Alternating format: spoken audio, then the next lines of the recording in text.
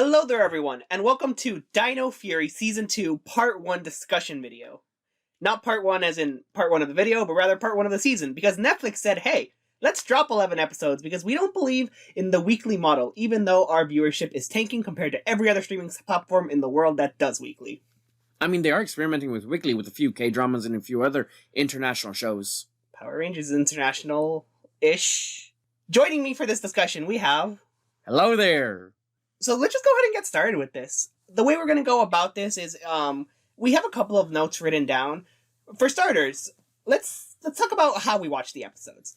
Myself, I told myself, you know what, I'm gonna stay up till midnight. I'm gonna watch like 3, maybe 4 episodes, and then I'm gonna go to sleep and wake up early to watch the rest. And I was just so engaged that I stayed up until 4 a.m. watching all of the episodes. And then a day later, I rewatched the entire season again so I could take notes for this discussion. So I've seen the entire season twice in the span of 3 days, one of which was, as soon as they dropped, staying up all night to watch. I actually forgot they were going to drop, and then the day of 6 a.m., I woke up because I have to go to work, and I woke up at 6, and I saw Ballin sent me a DM saying, yo, are you going to stay up to watch the new season? And I'm like, lol, no, I have work. So I actually forgot they were going to drop, and so in the morning as I was getting ready, I kind of watched episode 1. Once I got home from work, I watched the other episodes, and then the day after, I decided, you know what, I should probably watch this again, and I watched half of it to episode 5 or 6 roughly, and as I watched 1 through 6, again, I kind of took a few notes as we went along, so I've seen the series, or half the season, 1.5 times, technically. Okay, so we both have it kind of fresh in the minds, a bit of notes here or there. Of course, there are some things that we might just mix up here and there, natural error. But for the most part, I think we have a pretty good grasp of the season and what we're talking about. And if we do end up perhaps changing our minds later on, we could do a part 2 to this before part 2 drops. Part 2 to part 1. Alright, so let's get started with episode 1, which was numero uno. Starting off, I just want to say, this show, literally, as soon as it starts, you hit the ground running. You got this incredible action scene where you got, like, buildings, and then they're going on rooftops, and it's just, like, it's incredibly gorgeous choreography that sets the standard for this season. Oh, most definitely. That's the thing I really noticed that stood out the most was the choreography. As the preview was playing when I was hovering over the selection, I saw that playing, and I thought, wow, that's gonna be cool. Is that, like, a mid-episode thing? And no, it hits you straight at the beginning, ready to go. Zato's running on the rooftops, tiles are falling off, explosions are happening, and it really does look very amazing. Production values have really increased. I don't know if that's a Netflix thing or just a general, we have a little bit better things to work with now, but it looks amazing. It's actually not Netflix. A lot of people have thought that. I was considering it as well, but the showrunner on Twitter has gone ahead and said that no, it's not Netflix. And then also just the production details that we know of how the Netflix deal was done. Netflix did not give any funding to this show. They didn't help produce it. They're just airing it. Maybe the contract could change later on, but from my understanding, as is set, it's just a licensing to where, hey, we're going to air this on our platform, but they don't get budget. So this was all the team. This was all on them. Oh, that's interesting. That's actually very interesting.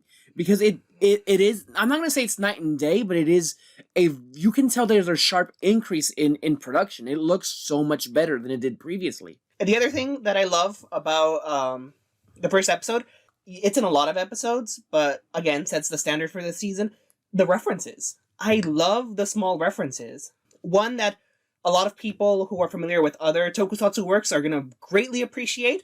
Ollie's mom is studying in Japan, and she's at the Ishinomori Institute, which is named after Shotaro Ishinomori, the creator of Super Sentai and Kamen Rider. Yeah, see, I knew that was a reference just because of the way the naming seemed to sound. I understood, okay, this is a reference to something. I assumed maybe it was like a major actor or producer for Sentai or something along those lines. I didn't know it was that big of a deal.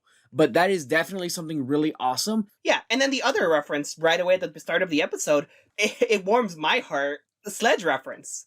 It's indirect, but I mean, only a monster couldn't have fun in Japan?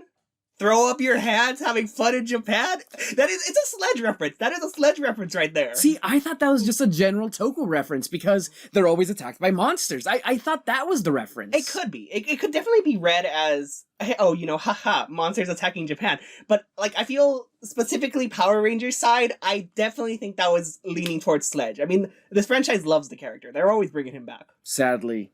So just a lot of references, and you find that throughout all of the episodes. Steel Silva, he's an actor. Yeah, they do, yes. Yeah, so that's another reference. But it never takes away from the episodes or takes away from Dino Fury. It's always small enough that you can appreciate it and incorporate it so naturally. I really do agree, because they could have done something much more shoehorned or a lot forced. The other thing that I love about the first episode is that there's a sense of time progression. When it picks up, it doesn't pick up immediately after the end of the finale, or even immediately after the Christmas special. There's been a bit of time. How much time is kind of unclear. There is a throwaway line of New Year's resolution, so you could maybe assume it's early January. But either way, you can definitely tell some time has passed. The Rangers have been fighting Sporix off screen. They've been continuing what they've been doing. It's not like, oh, Void Knight's been defeated. Hey, let's chill, because the Sporix are still out there. And I love that we don't have to see every single fight that they've had, but we can tell they've grown in between episodes, in between seasons. Oh, definitely. I really appreciate the small touches of, is it Ion that pulls out the timer, the stopwatch, and is like, oh, hey, new record. I think that that's really fun because it shows the team dynamic. They're getting better with each other. They're getting better at working with each other. And without Void Knight and the other henchmen, so to speak, or the other generals trying to stop them from getting the Sporix, they're able to do it in record time. And I think that's really interesting and really goes to show how well the team has developed in between. And it goes to show that, hey, this is something that's going on. We've had adventures. You don't need to see every adventure, every fight, because it's more of the same, and that's okay. In general, I feel like it was an incredibly solid first episode. It definitely got things picking up again. I love just the small things, like Slither and his plan to steal the Fix-It key. I love how that's actually, like, a thing. The fact that the Dino keys, like, they're plot devices, sure, but I love how they're incorporated so well into it that it feels natural. It's just like, hey, we have this tool, let's use it. The villains know they have this tool, they're gonna use it. So I love that they're just incorporated into the story. It flows well. Void Knight gets a win. The season starts with the villain winning. And that's kind of consistent. Void Knight is constantly getting wins or turning failures into wins.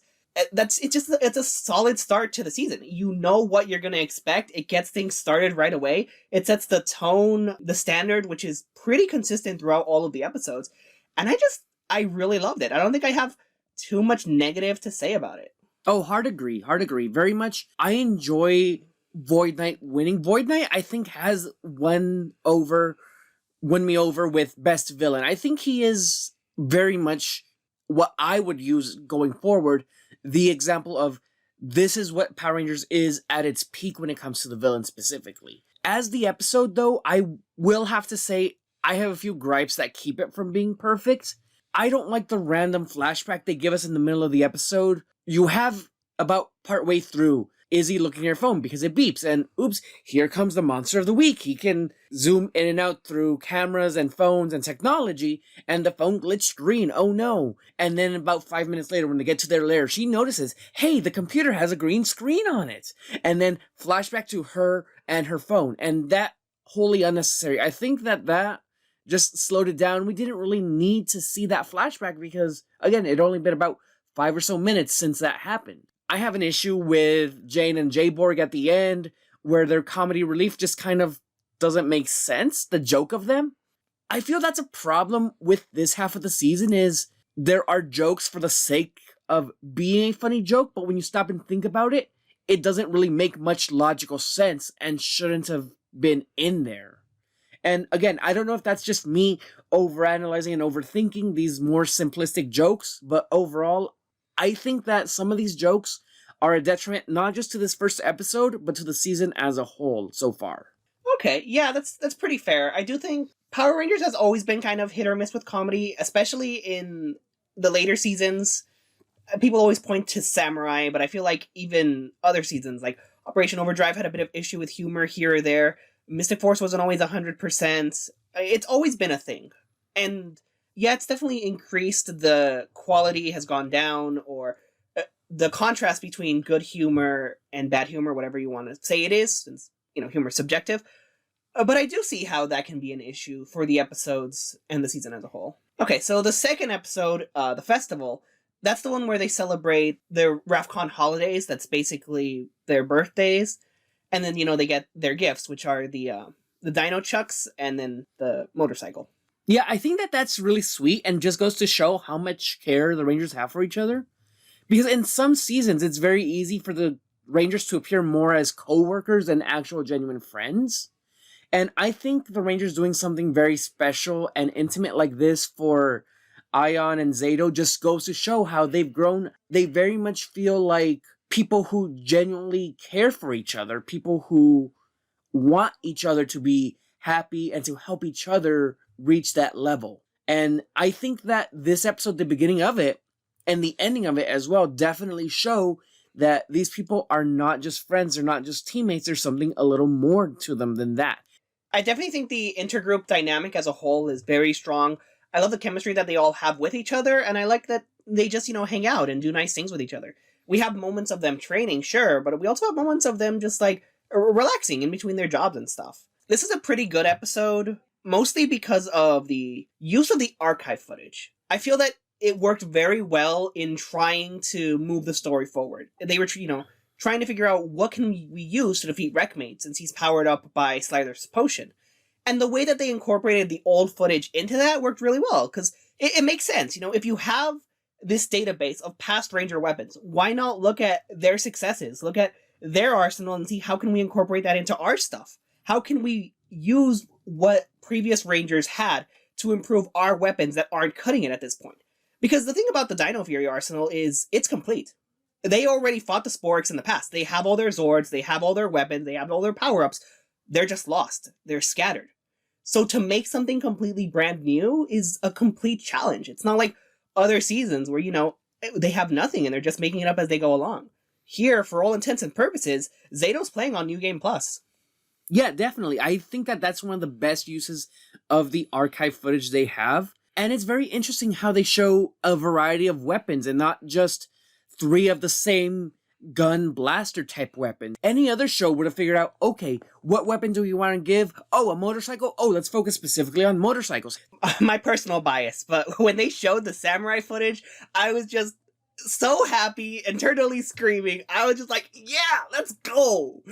I absolutely, it touched me. And I mean, it's that experience, it's part of a franchise, it's part of a connected universe. I'm glad that they can show some appreciation for it without it overshadowing the story, how it did in Beast Morphers at times. Did Beast Morphers ever use anything like the archive? Well, I mean, we know they have the Ranger weapons, but did they ever do anything like this? Hey, we should come up with our own weapon using these past ones as reference. Was that ever a thing? No, they just use the actual weapons. See, that's lazy. What are your thoughts on the Dino Chucks? The fact that they created this brand new weapon, completely new for Power Rangers, and then they only used it in one episode and broke them afterwards, so there's no chance of them coming back. I think that was stupid. Really? I think they were if they're going to be destroyed, if they were just going to be destroyed, why even bother with them? Why spend the money to make this prop, do the effects, just to have them disintegrate at the end? I don't understand the reasoning. I feel like they were just more meant for Ion and his character for this episode, because this is slightly Ion-centric. And quick side note, I do not like Ion. So far, I don't like him. I want to be clear. Last season, he was great. He was awesome. He does not seem very in character this season so far. And this episode, I think, is the beginning of that issue, because he seemed much more impulsive than he was before. He acted more like a child, I guess, is how I would put it. He's very energetic. He wants to use something he's not supposed to. He acts like a child and gets caught and puts it away and pretends, I didn't do nothing. That wasn't me. I don't know. And then he admits to what happened. And it's just very odd, to say the least. I really understand that, but I have no problem with the Dino Chucks being gone purely from an aesthetic perspective. These are knights. See, I like them. I like their design. I like the concept of them, but they don't fit this season. They don't fit with any of the other arsenal that the Rangers have. They look so out of place. The fighting style doesn't match the rest of their fighting styles. I'm pretty sure, I don't know if it was intentional, and it probably is given how the season is, but someone on Twitter posted Zato fighting with the Dino Chucks, and then a comparison of Casey fighting with his nunchucks in Dino Fury, and it's almost an exact match. Like, they line up so similarly. I'm pretty sure it was intentional, but even then, that just shows you how out of place it is when you can take another season's fighting style and just throw it in there as a copy-paste. And then, as for the Dino Cycles, it's kind of a similar thing where it looks a little weird compared to the rest of their gear, but I give this one a lot more leeway because, I mean, Knights ride horses. Motorcycles are horses-ish. It's a stretch, but it works much more than nunchucks. If the anti-pollution Wild Force Rangers can have gas-guzzling motorcycles, then I think we can give Zato a pass here. Yeah. So for all of its flaws with specifically Ion, which will be a recurring trend, unfortunately, I still think that this was a fantastic episode. I love how it incorporated the past footage for the plot. I love the cycles as a whole. I love their design. I love how they're used. I hope we get to see them more. I'm not counting on it too much because that's completely American footage, and those things are probably really hard to film with. But if we can get them at least once, maybe twice more in the second half, I'll be satisfied. Oh, same. And I just want to say, going back to the archive footage, it's odd that JDF was the only one redubbed. That is strange to me. Is that a contractual thing? Because the other Rangers weren't dubbed over. And I find that really strange. I hope later on we can get an explanation for this, because I want to hear the backstory to this. I want to hear the reasoning, because it seems like there's going to be something pretty interesting that fans will be having as some kind of behind-the-scenes trivia later on. Yeah, production detail on that will definitely be interesting. I just think it was a sweet episode for character dynamics. I really enjoyed their friendship, and it was a fun episode as a whole. A great way to introduce new weapons and also bring back Wreckmate. Get Wreckmate. Also, side note, I forgot to mention it, but Zato made me so happy this episode because he said burb. And if you know me, I say burb all the time. That just made me so happy. I had to pause the show. I laughed for a good 10 minutes. It made me so happy. It's the small things. The small things are always the best part of this show. It is. I think, okay, to kind of refocus this, the humor can be very hit or miss, because when it is excellent, in my opinion, it hits hard. It hits hard. Like, last season, great jokes, lots of great one-liners from Izzy, from Zato, from Ion even. Yeah. And part of it, for me specifically, is my own personal sense of humor. I very much love the puns and the dad jokes and that kind of humor. And so I really appreciate it when they lean into it in a clever, creative way. And I love the fact that burb, it's not just funny because I say it, but it's also, I found it really endearing because it shows that even in spite of this time skip that we've had, even from the beginning of the show to now, Zato still doesn't have 100% grasp on human culture. He's still learning little by little, and I just love that because it's one of those tiny character things. And for sure, if this was a Neo Saban era, he'd either lean really hard into not knowing anything about Earth culture, or lean really hard in the other way, where he knows every single detail because he researched absolutely everything about Earth culture. But that's just what I wanted to say out there for my favorite joke of the episode. Well, my two favorite jokes. The humor, again, is top-notch, consistent, and the characters feel human. The lines that they have, sure, some of it might be a little cringy, and maybe in 10 to 15 years, we're going to look back and be like, damn, this show is so dated. People talk like that. Okay, boomer. But, it's a charm. It's part of the charm. It makes the characters feel human and real, and I love it. I do want to say, though, as part of possible foreshadowing, possible theory crafting here, maybe, I thought it was really interesting at the end of the episode when everyone's eating the Flargon cake. Those three are the ones that like the cake, and they actually eat it, whereas the other three don't. And I just think that's interesting. Is that a hint? Is it a hint that she might be part Rafcon? Is it a hint that maybe her parents were from there? Maybe Pop is Rafcon? Who knows? Or maybe it's just a weird one-off joke that leads to absolutely nothing and we're all overthinking it. There's definitely a bit more evidence to the Amelia might be related to Void Knight and Centaura, but we'll get to that later. Just because that's like a whole thing, which, I mean, we might have to make like a separate video for it. But to continue with episode 3, this is probably the weakest episode. And not necessarily because it's bad, but because some of the way the characters were written wasn't really likable. They were incredibly jerkish to Solon.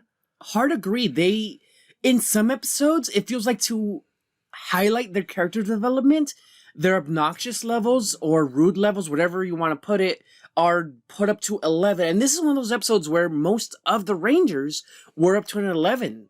They were bad-mouthing Solon, saying, wow, that update didn't work. We have to reboot you. Wow, you made a mistake and we can't be wrong? Oh, why should we trust you? You were wrong before. And it's just, it's really disheartening to see, especially because the Rangers never acted like this to this extent with Solon before. And it's out of left field. It's very strange to me that they would act in this dismissive, negative way towards Solon. Yeah, and I'm not trying to accuse the writers or showrunners of anything, but it came off as unintentionally ableist. Like, they're making fun of Solon because, oh, you're old, your parts are outdated, you're short-circuiting, and that comes across as unintentionally ableist. Like, we're young, we're healthy, our memory can't be bad, you're the problem.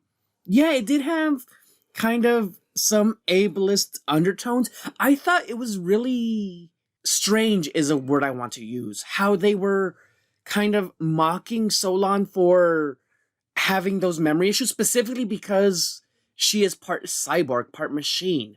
And I thought it was more towards the machine part, like, hey, you're a machine, your memory can be corrupted. I thought they were going towards that angle more than the age issue. Yeah. But still, the undertones of maybe ageism, maybe ableism, again, we don't want to say it's intentional. Everyone can have unintentional biases, and maybe in this case, some of the writers were showing those unintentional biases, but it just, that whole conversation definitely rubbed me the wrong way. And again, maybe we're looking way too deep into this, and it's not that deep. Yeah, and then the other thing that I didn't really care much for the episode, the humor. Usually the humor, as I said, is consistent, top-notch. In this one, the jokes just didn't work. I didn't find the pickle joke funny. I know what they're going for. It's a very obvious innuendo, but it's not funny. See, I just thought they were going for lol random XD humor. Because, lol, pickle, haha, it's a pickle, that's not a Sporix, ha, how silly. Ha, that's not a Sporix, that's a teddy bear, ha ha ha. I just thought they were going for the lol random humor. I mean, maybe, but I just didn't find any of the pickle stuff funny. No, it's just, they did some really weak humor. Okay, I have a track record of always saying Dino Fury has 0 misses, and I believe that. I full-heartedly believe every episode has some quality to it, some level of enjoyment, and it has merit. I don't think there are bad episodes in Dino Fury, just based off of my own judgment. But this one is definitely the weakest episode in not just this season, but the series as a whole so far, season 1 included. I think the saving grace for it is the stuff with Rafcon. I love that we're continuing that plot line. I love that it wasn't just like dropped into the finale. Because that's what I was worried about. I was worried that, you know, we were going to get Zato trying to figure stuff out, but then as Void Knights kept attacking and Ion showed up, they were just going to drop it. But they didn't, and I'm glad about that. And I love how Zato is characterized. Like, he's driven to figure out what's happening. I feel if anyone has an excuse to be angry or lashing out at Solon or whatever, it's definitely him.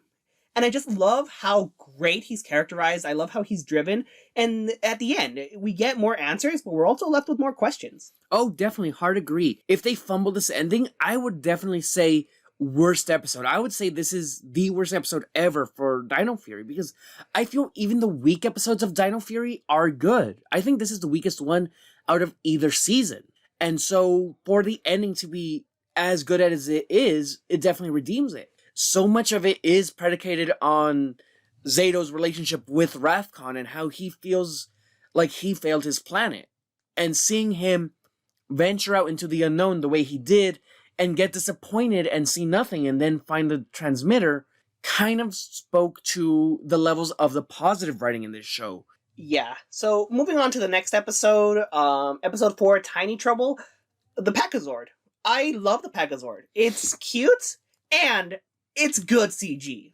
Oh, it is. It very much is. It looks so great. And, like, it's hilarious because if you're a Sentai fan, the same weekend that Dino Fury dropped, Dawn Brothers premiered. And if you know anything about that show, the CG is not there at all. So to see Power Rangers have this beautiful looking CG Zord, and then Dawn Brothers over here with their "you tried your best" ribbon, it's just funny to me. But I love the Packazord, not just because it looks great, but it's cute, it's adorable. This is actually one of the episodes that I found Ion to be a bit more likable this season. He still has his issues here or there, but I mean, you gotta feel for the guy. He's just trying to hang out with his old friend, you know? He thinks that this Packazord is his old Zord. Yeah, he's a little full of himself. He's a little like, I know everything. I've been a ranger longer than you. I don't need to train. I know what's best.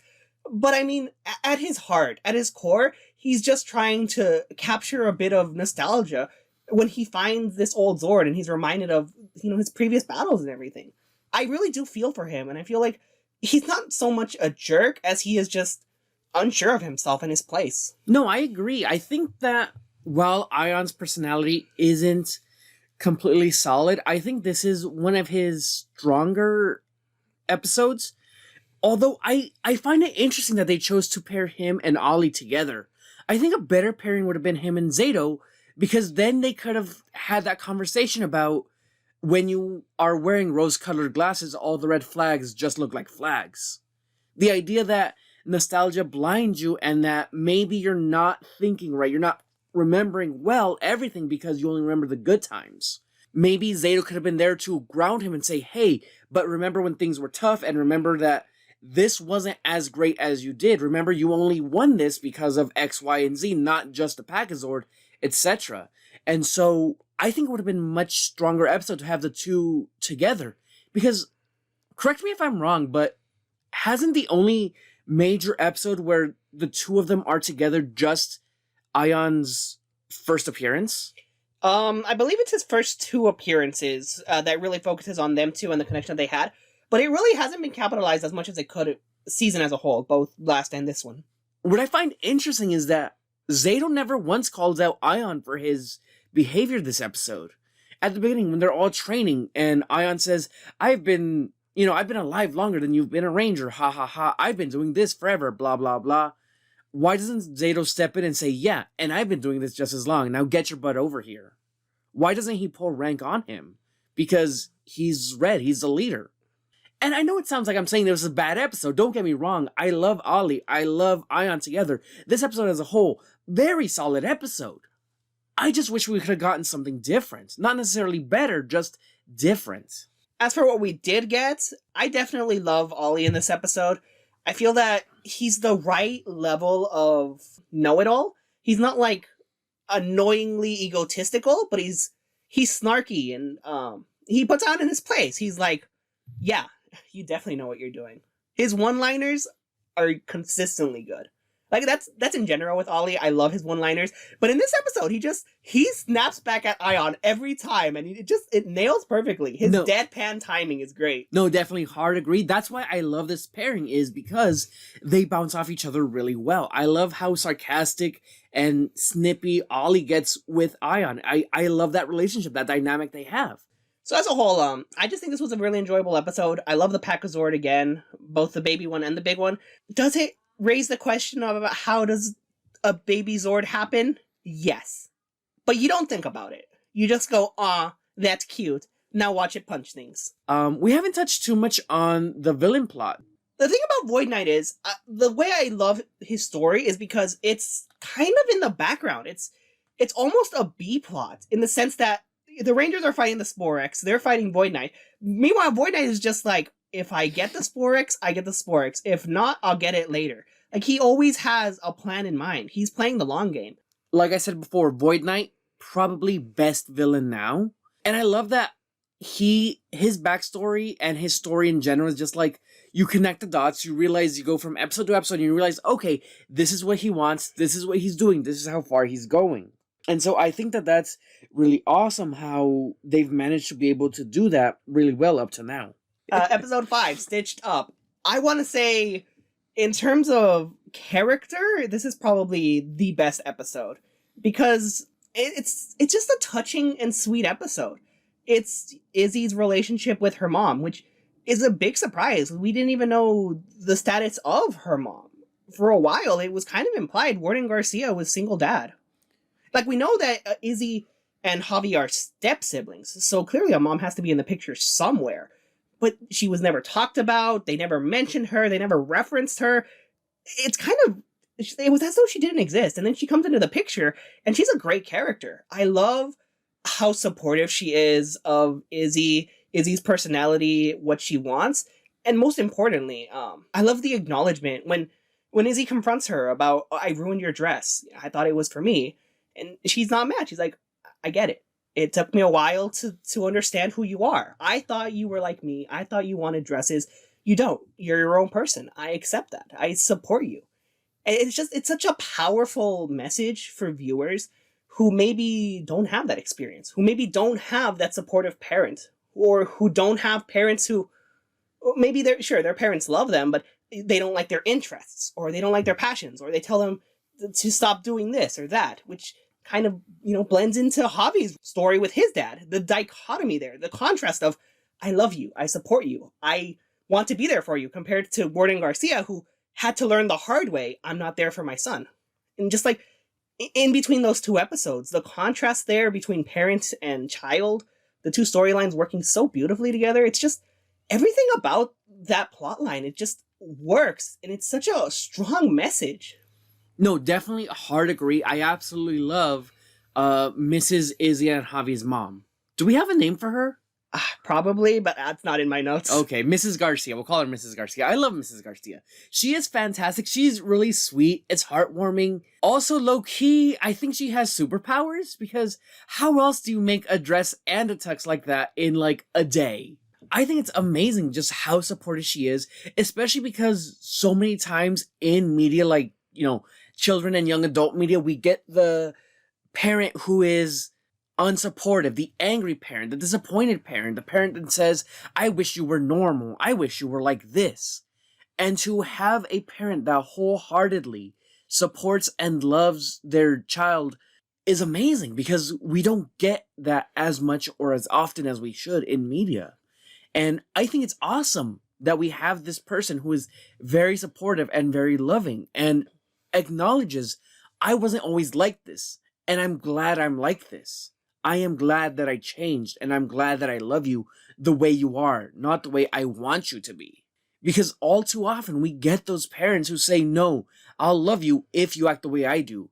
Or the child that says, I can't be my true self around my parents because they won't love me, they won't care for me, they won't support me. And we have kids at home who are watching this who might feel a certain way and not have that support at home, and want to have that support somewhere, and to see it can happen. You can have a supportive relationship like this, I think is a wonderful message, not just for kids, but to parents. When they acknowledge, I made a mistake, I could have done better, and then they decide to do better, to change and be better, to be the parent they should be, and not just be the parent that they think they are. And I also love how it blends into Izzy's storyline with Fern. That relationship, it's a cute relationship. They're just very cute. They're sweet. The episode's centered around them going to prom together.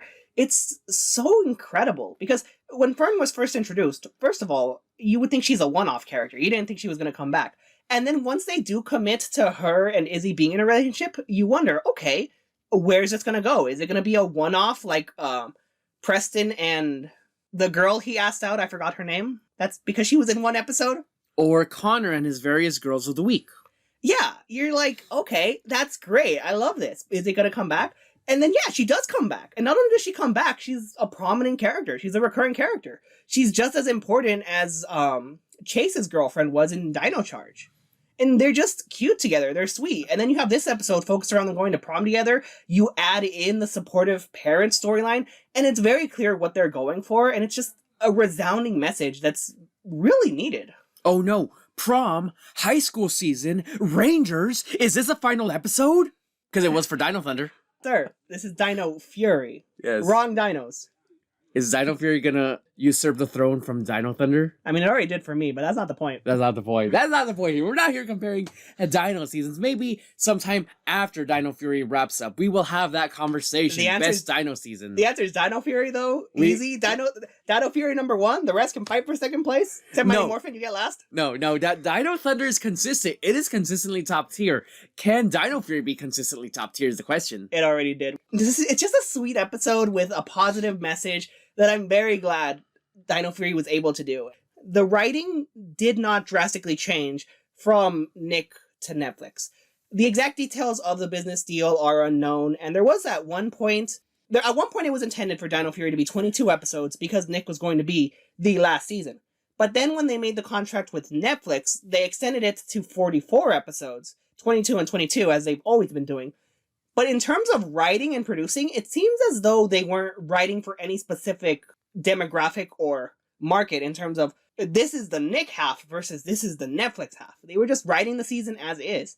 So I don't think you can really give credit to Netflix for these ideas and these episodes. I think the credit goes 100% to the team and everything they've been doing. They've been putting their all into this. So I think it's kind of dismissive of their work to say, I'm glad Netflix saved Power Rangers. Because Izzy and Vern got together when they were on Nick. Season 1 aired entirely on Nick, and they had plenty of episodes there. That storyline was already started on a Nick season. You cannot credit Netflix for this storyline, this representation, this character. 100% of the credit goes to the hardworking team behind this. Oh no, hard agree. And when we say positive things about the positive things are going towards the writing, the team, not just Netflix. And it's awesome that Netflix picked it up and is distributing it and is licensed to do so. But again, credit goes to the writers and the production team and not Netflix. They're just the ones showing it. Now, if Netflix could please just give us weekly episodes, I would greatly appreciate that. Because if you give me a binge episode, I'm going to cry because in a week, no one's going to talk about this show. And they should because it's the best thing since sliced butter. Sliced butter? Sliced butter. What's sliced butter? It's when you take butter and you slice it. You never sliced your butter? Yes, but exactly. Sliced butter's not sold. Hello? Jam Session, episode 6. Okay, this one I want to say it's a solid episode. My only thing with it is that I feel that the Javi situation with Warden Garcia just goes way too quick. We don't get to see enough of that conversion to supportive parent, and it just kind of happens at the end. I'm not saying I want him to not be supportive. I'm just saying I don't wish it happened so quickly. We have some of the greatest Father Ranger stories ever. And something like Wes and Mr. Collins, that I think is the top tier epitome of father-son Ranger dynamics. And I'm not saying we should get a season-long, super traumatic thing just like Wes and Mr. Collins got. No. I just don't think it should be a one-off episode to have him change his mind so quickly. Yeah, I definitely can agree. It comes off a little too fast, but I do love the way it was handled. Like, first of all, Javi called him a hypocrite. I don't know what exactly it is, but the use of that word, hypocrite, like, that's a very loaded word. But it is so accurate. Like, I feel like, they could have softened it. They could have said, you're a jerk, or you don't understand, or whatever. But no, they just went out and said it. You're a hypocrite. And I love that. I love that he gets called out on it. And yeah, he's mad at first. But, he starts to think about it. And then he sees the performance and he's like, he rethinks himself and his mentality. And again, I feel like placing this episode right after Izzy's episode was one of the greatest things they could have done in terms of episode production order, in the airing order. Oh, because hard it agree. works so naturally. It flows so well. The contrast of Izzy and her mom to Javi and his dad. The siblings, their parents, the relationships they have, are they supported? How are they supported? Because at the end of the day, Warden Garcia cares about Javi. He wants what he thinks is best for him. He sees music as a waste of time. He wants his son to do something with his life, to be successful. And he wants his son to be there for him. He wants his son to love him as he loves his son. But he doesn't always show that. And he doesn't always understand what it is that Javi wants. So he has to break down those barriers that he himself has built and realize, I was wrong about you. I was wrong about the things that you do. And in turn, Javi accepts, yeah, you were kind of right though. Like, I love music, but I wasn't serious about it. I just did it for fun. I want to turn this into a career. I want to do something with this.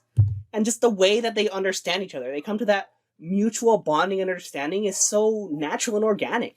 It doesn't feel like a forced resolution or a happy ending for everyone. It feels like I hear you, I understand you, you understand me, let's compromise.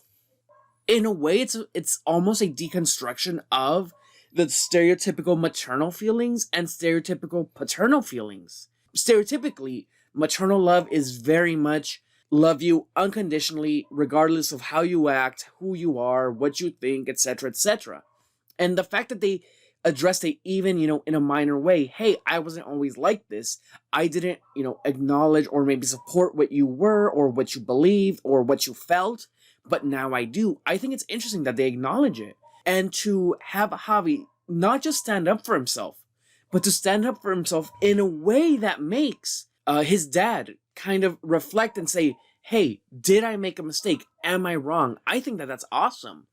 I love the fact that the Rangers got a new Zord this episode, and it actually becomes a plot point and not just a random power-up or the power-up of the week. I definitely feel like this goes back to the whole Void Knight plays the long game. I love his jammer plot. I love how he's like, okay, I got the Sporex, I won, I revived my wife, I gotta get out of here. How am I gonna leave this planet?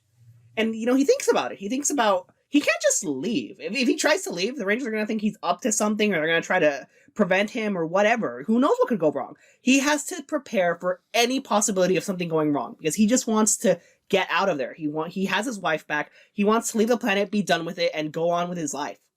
But there's one thing stopping him, and that's the Rangers getting in his way. So he just wants to cut off that loose end, get on his spaceship, and go out. So the jammer plot is brilliant. And I love how it's built up over time. Like, last episode, he needed data on the Pachazord. So he's like, okay, Sporix over there, go get their Zord. And then, the Rangers show up to fight him, but he's still able to get the data that he needs. And so it all culminates into this episode, where he's able to create his jammer and able to get it to work. And he would have succeeded had not it been for random singer coming into town with a dino key. Again, when it's really good, everything flows together and it feels natural. Nothing really feels forced or too out there. And I think this episode is a great example of that, because you have these different plots that have been ongoing for quite a while. You have Void Knight and his wife, and that plot's been resolved so far. So now part B of that plot is get out of here, get back to maybe our planet or somewhere else without the Rangers on it, or, wherever they wanted to go. How do we do that? Hey, we gotta stop their Zords. How do we do that? Well, for the past couple episodes, I've been collecting data on their Zords. Okay, now what do we do? We're the Rangers. We need to stop him. Hey, we have a new Zord now. And again, it all flows really well together. And it's very creative how they were able to solve these different issues all together. And I think that's something that the season does as a whole very well, is blend together the Ranger plot with the civilian plot. They always go hand in hand so nicely. And then you bring in the villain plot, and everything just makes like this really great package. I posted this on Twitter, but I feel that this bunch of episodes doesn't have filler. It is very difficult to call any of these episodes filler, because they are all moving forward the plot or moving forward the characters in a substantial way. I don't think filler is something that really should be qualified in Power Rangers, because if you think about the nature of the show, it's episodic, monster of the week, you fight the monster, you beat it, the end, morals, whatever. So it's really hard to say, this is filler, this isn't. But in most seasons, you can kind of feel, okay, this is your story, and then you have pauses in between the story. With this batch of episodes, there aren't those pauses. Everything is constantly moving, whether it be Void Knight's story, the Rangers building up their arsenal, or their character development and their civilian lives. Something is constantly moving. The plot never stops. There aren't breaks or pauses. So skipping even just one episode because you consider it filler throws the whole thing off. Even on the weaker episodes or the less plot-intensive episodes, there's still a reason to watch them beyond just the general entertainment factor. Because there's a lot of episodes in different seasons where, hey, this episode's really fun, but it's filler and I can just skip it and get to the next plot-heavy episode. Whereas here, even these more entertaining episodes that are less plot heavy still have just enough plot to where it's justified watching the whole episode.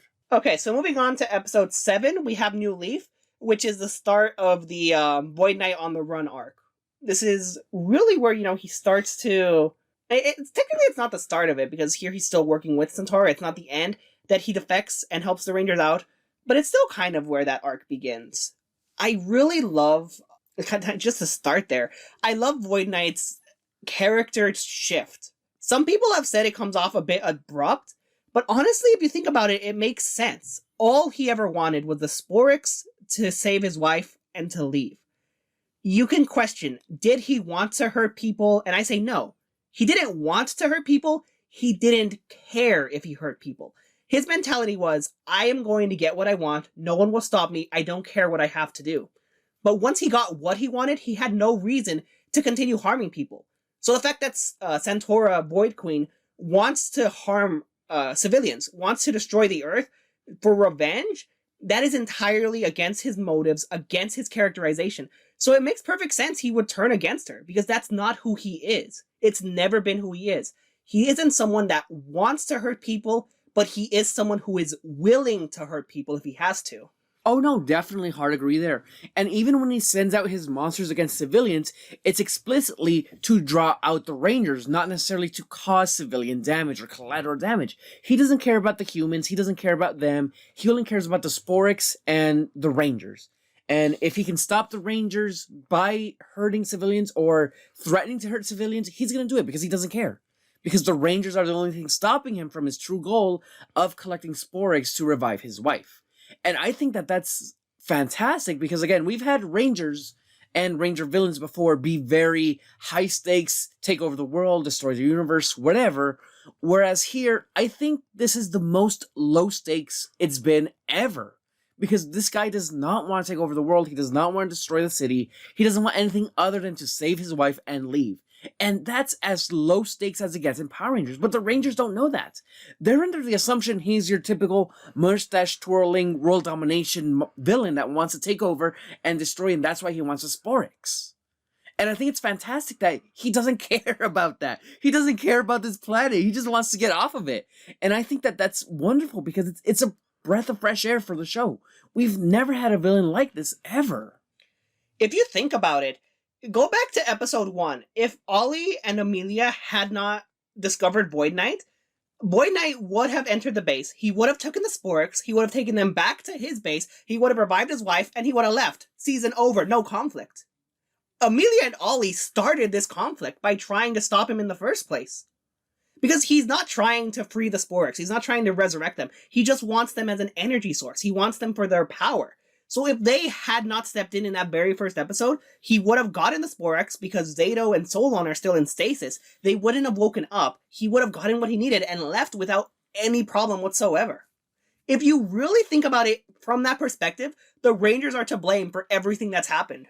Specifically Ollie and Amelia. Rangers are the villains confirmed. You heard it here first, folks. Rangers are the bad guys. Like, it's honestly really interesting because Void Knight as a whole is such a tragic and sympathetic character. I think he might beat out Rancic for the most sympathetic character in Power Rangers. Well, we've yet to see what happened to him and his wife. For all we know, they could be war criminals who were like on the verge of being destroyed, and then his wife got into a coma. We don't know his full backstory yet. So I'm not gonna say he's sympathetic, so we know he's sympathetic. Well, that's why I said might. But he comes off as tragic and sympathetic, and just everything we know about him and the way he's characterized after he defects from Void Queen is just beautiful. And I love how this episode demonstrates that. Also, small detail, but the thing that really triggers him when he's seeing the humans get turned into trees is a man crying for his daughter. And then you think about Centaura, and she wants revenge because of what they took from us. I think this leads back to the credence of Amelia being their daughter. Because what affects him, not just all the civilians, but what specifically they focus on is a man losing his daughter. And then you have his wife mentioning that something was taken from them. You have Amelia questioning her parents. It all lines up. It just fits perfectly. And it could be a complete red herring. They could be two entirely separate plots never meant to connect. But everything is right there. I am feeling it, you know? No, hard agree.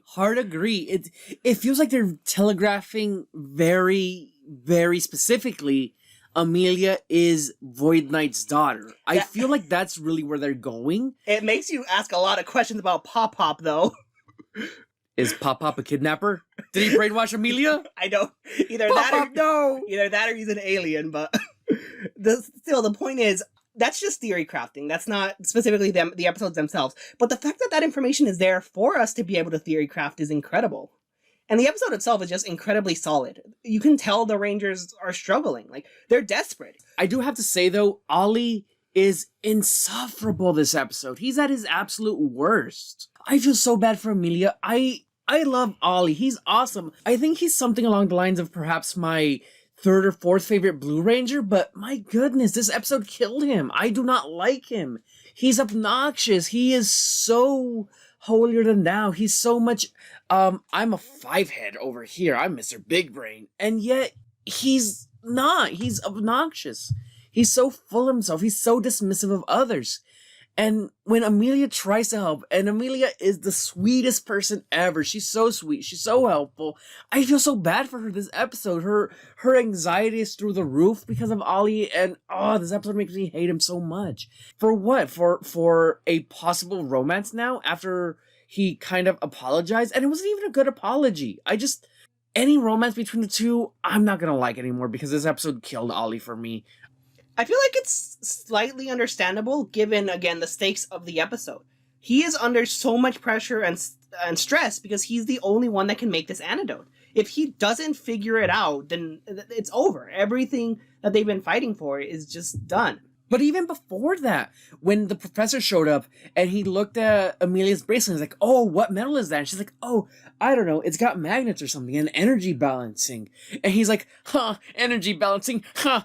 That's not real. Glasses. And it's he's always been like that. But it's something about it felt like he was trying to show off for his professor. He was trying to show off to his professor, like, hey, I haven't changed. Check me out. I still know everything. He was very much over exemplifying his commonly negative traits because he was trying to come off as impressionable. He was trying to give a good impression. He was like, this guy likes it when I'm smart. Let me show him how smart I am. And he was being smart at the expense of Amelia, which, is unfair to her, but he recognizes that.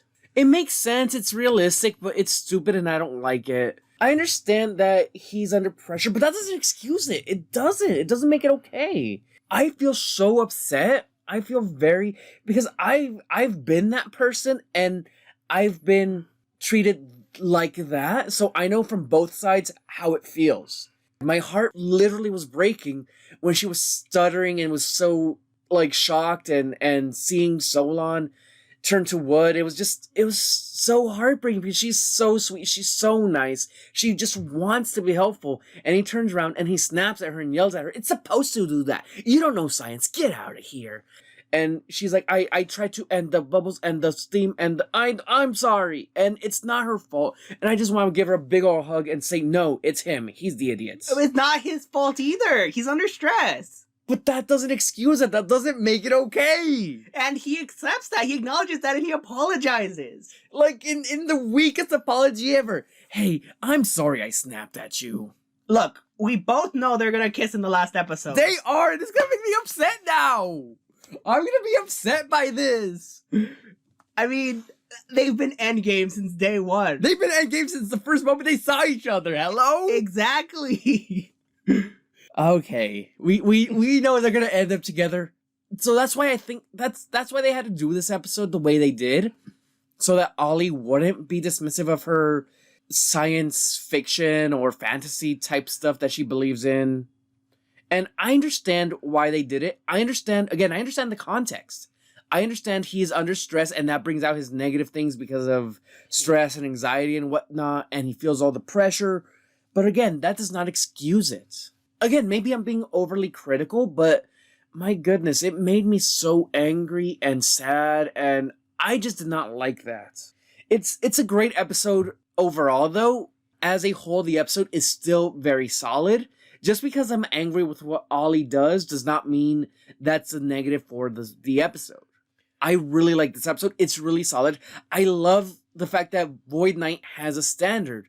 I definitely, for myself, I just feel that There are a lot of contenders for the best episode. This one is up there. It is held back by Ollie's part, even though I don't dislike it as much as you do. I do have to agree, he feels a little too harsh at times. I excuse it away from being under stress and also wanting to impress his professor. But I love that early on in the episode, he gets that reality check. It's like right away at the beginning. His professor doesn't sugarcoat things. He's like, dude, nobody liked you. I was your only friend. You were a kid back then. You can take it now. I'm not going to hold it back anymore. Like, obviously he phrases it in a kind way, but he's blunt with him. He's honest. He's like, you always did this. Take a look at yourself. I definitely feel his mom enabled him just because of how much she overprotects him. She's incredibly overmotherly, as we saw in the last season. I mean, her reaction to finding out that Ollie was a ranger was, oh my god, you're in so much danger. Why are you doing this? She tries to protect him. So I feel like she's very incredibly motherly. The two of them have been alone together for who knows how long. It's always been just the two of them. So I feel that leads into a lot of his sheltered upbringing and a lot of his projecting onto her. My mom is a scientist. She's smart. I want to be just like her. I feel that's where a lot of his personality comes from. A lot of his snarkiness, condescending know-it-allness is from not having those social skills early on and from wanting to emulate the person he looks up to the most, being his mother, the scientist. And then you add in his relationship with this professor that we now know about, and it's a lot clearer of a picture of why he is the way that he is, and why I cut him so much slack in this episode, because I really just relate to the guy, not really knowing how to make friends, or maybe I said too much, am I too hard on the others? Do I try too much? Things like that. Okay, so we move on to episode 8, which is Serious Business, and we got ourselves an Ion episode. I think this is another contender for weakest episode, because I don't think anything of major importance happens here, other than a little bit more of Void Knight's, not necessarily deception, but his turnabout, I guess would be a good way to phrase it. This episode gave us Void Knight Casual, and for that alone, I give it 5 stars. I mean, Void Knight Casual is pretty awesome, but I don't know. The fit, the random shoulder straps. Dude, he's full on 80s Rambo, dude. It's working. It is working for this man. he got his beige hat. No, but really though, I think, again, the Void Knights, if it wasn't for the Void Knight stuff, like we've said before, Void Knight, it really is the glue that holds all these episodes together and prevents it from being filler. And that's the problem, is that so much of this episode could have just been filler. It's nothing against Ion, but again, in this episode, he acts like a child. You don't want to hear Ion laugh at 4 wheels and flies? A garbage truck? I think he's laughing because it's funny, because that truck can't fly. Him laughing at these jokes is not an example of him understanding the humor, it's him misunderstanding it. And I don't think that's clear enough to the audience. Okay, but Buzz Blast got hacked into by a 6-year-old. I'm pretty sure that means they got very easily exploitable bots in their system that are raising their sub count. I think that's probably true. And don't forget, this child learned through a YouTube tutorial. So how secure are these servers? Wait. What if the kid learned how to hack from a Buzz Blast how to hack video? Oh no, J-Borg, what are you doing? No, but seriously, I think that's the jokes in this I can't excuse as being terrible because a literal child is saying them. But I feel like Ion in this episode, again, not at his strongest. Is that the point of the episode? Don't hurt others to get what you want? Don't take what others have? I think okay, it's not quite clear. The point of the episode is they're very much, it's supposed to be representative of Void Knight, because he listens into the conversation over at Buzz Blast through his drone because it accidentally gets activated. But it's like, how she says, I wasn't trying to hurt anyone. I wasn't trying to do anything wrong. I just wanted this. I really wanted this. And then how they're like, your actions still have consequences. You could have done so much harm. Maybe you didn't intend to, but look at everything you've done. And you now look at Void Knight, who's on the run, rethinking everything he's been through, everything he's struggled for. And it's like, am I to blame? Have I been wrong this whole time? He really has this crisis within himself. Because at first he was content just running away and hiding, disguising himself in public with a terrible disguise because he sticks out like a sore thumb. The way Void Knight takes a look at himself and his actions through this child who didn't mean any harm. Like, it's just one hacking. Like, they'll give me my show, I'll give them everything back, it'll all be fine, we'll have a laugh about it. But then you think about, these people could lose their jobs, they could lose their entire site, everything, their career, everything they built years from. It's very serious. Like, what this kid did, she probably didn't really think about the ramifications of it. But had BuzzBlast stayed down long enough, people's livelihood would have been in danger. An entire massive corporation just shutting down because one kid wanted a show. Those are actual stakes right there. And then you compare that to Void Knight, who, yeah, I just wanted my wife back. I wanted to leave the planet. I wanted to be safe. I wanted to be free. But at what cost? The Sporix are free. His wife is now Void Queen. The Earth is in danger. Everything because of him and his selfish desires. And just the way those two plots combine is beautiful. And I can forget Ion is in the episode. Which I don't hate Ion, I swear. But the show hasn't been doing good things with him. Again, this is another example of how he's written to be kind of childlike because of his love for these types of jokes. And again, nothing against these jokes. They are the kind of jokes a child would say or write. But it's very weak, especially if you want to have your comedy show and you're a hacker and all that stuff. Ion excuses it. Does this then, if we then connect the dots there, is he okay with certain actions being done in the name of greater good? Is he okay with, what's his moral compass? What is it a reflection of when we take into account the bad things that are happening because of this person?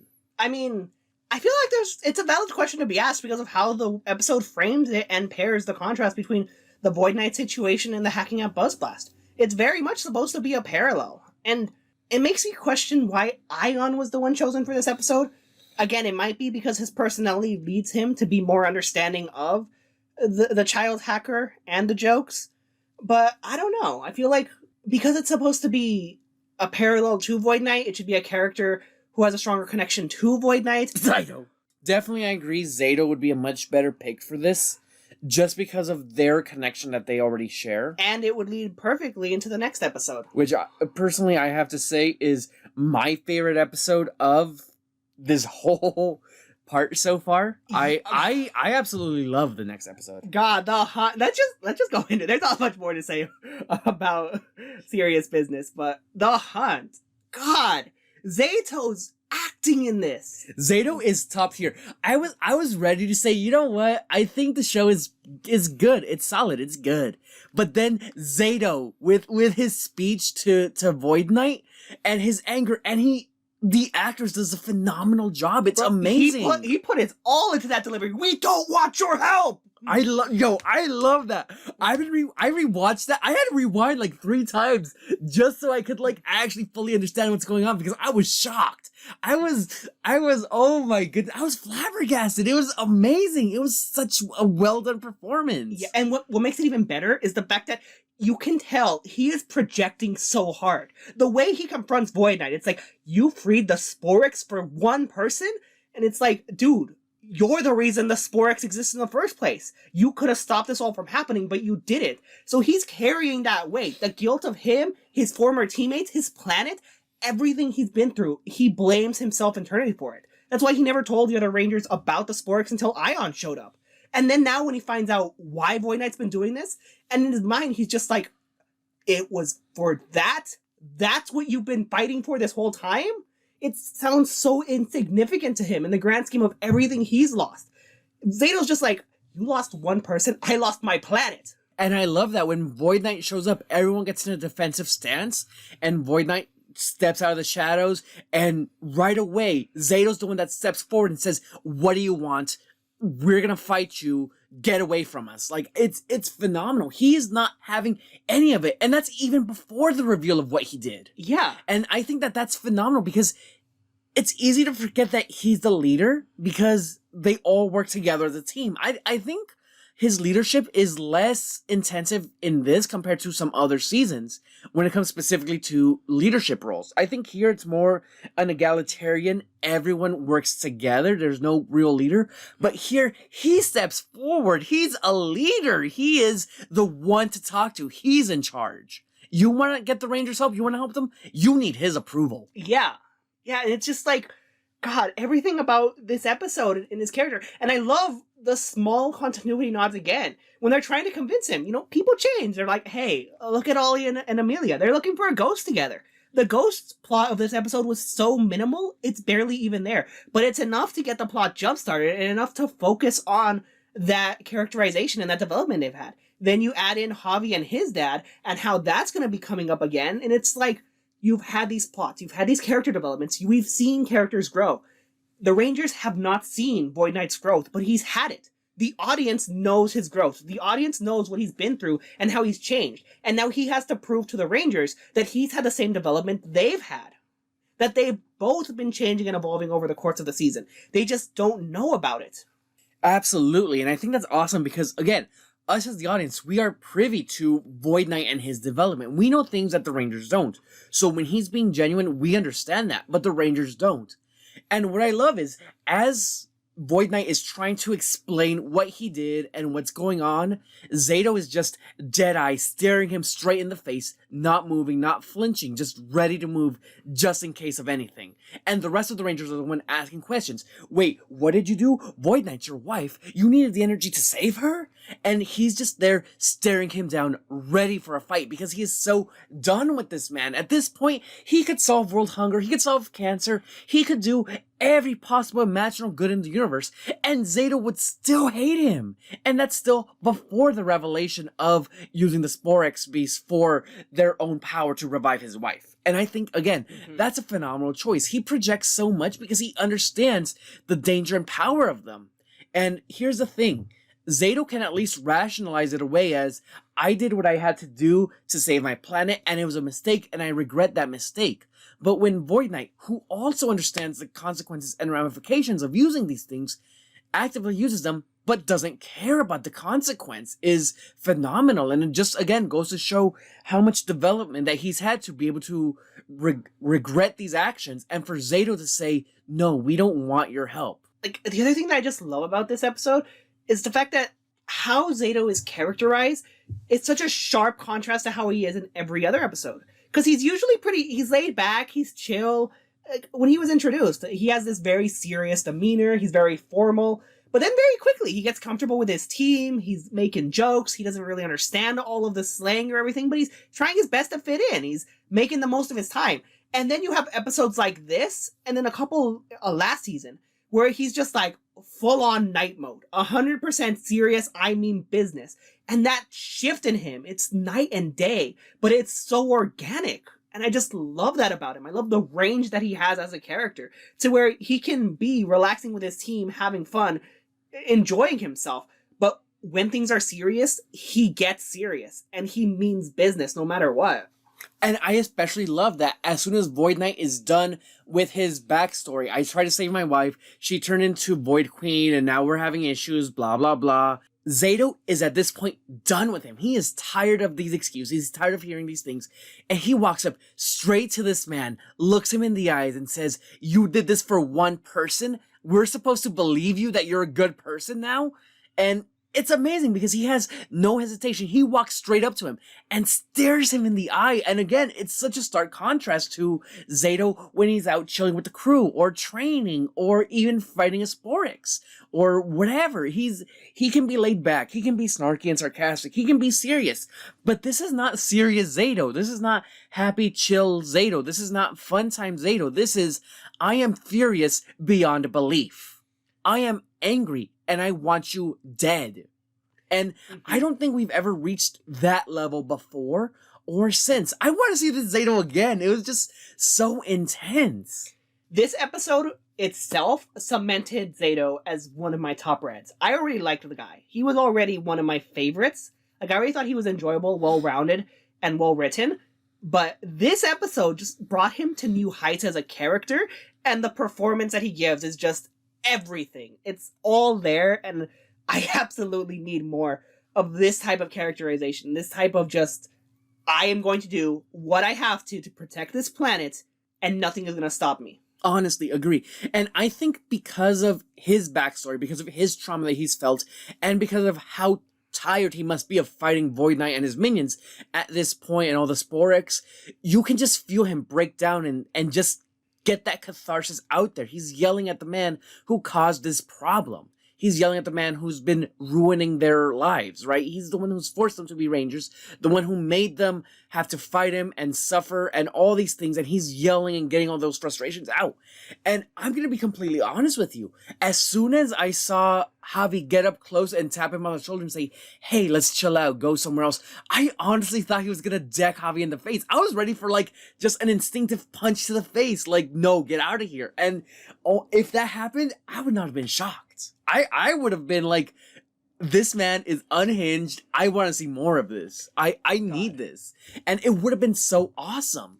And I mean, on the one hand, I'm very glad they didn't do that, because that would have been an issue. It would have been like, you know, you're getting your anger out on someone who doesn't deserve it, kind of transferring the anger, whatever. That's a whole nother kind of worms. But just the fact of how tense he is, and for the rest of the episode, he is very much in an angry mood. He's not happy or chill or joking. He's minimum serious. And I think that that's absolutely fascinating, because it just goes to show that I am very angry. I am very done. This person has been ruining everything for us. Like, we can't have fun. We can't whatever, etc., etc. I think that that's wonderful that he's out there showing those feelings and being serious. And I'm very glad that they're able to show that, yeah, Void Knight is changing. Void Knight is actually going to help the Rangers, not just out of kind of a sense of regret, but because he understands these people don't need to suffer.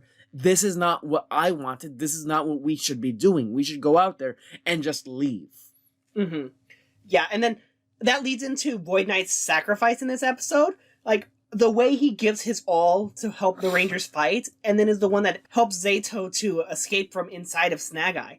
Like, that fight is just everything. And what I love about it is, like, as he's fighting, he's losing. He's at a disadvantage. And then he just runs up to him and punches him with all that he has. Like, he literally just tosses aside his sword and just gives it everything that he has with the last of his effort, because he knows, this is the end for me. I'm either going to die here or not, but I have to go down fighting. And I just love that about him. And I love the reconciliation that he has with Zato, where Zato's like, he has that moment of shock, like, even after we were all captured, you were still fighting for us. You were still trying. And then handing him the Dino Knight Morpher, that trade-off is just so impactful of everything the episode has been building up to. From their first confrontation to this moment right here, it's the culmination of a great story arc.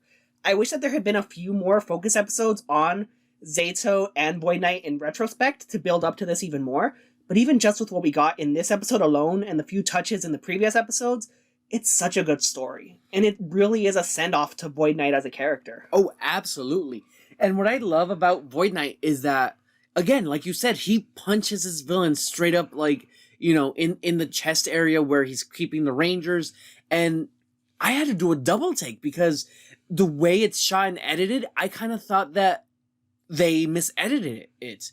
I thought that he had his sword. You see him get up, he has his sword, and then he runs and punches the guy with his sword in hand.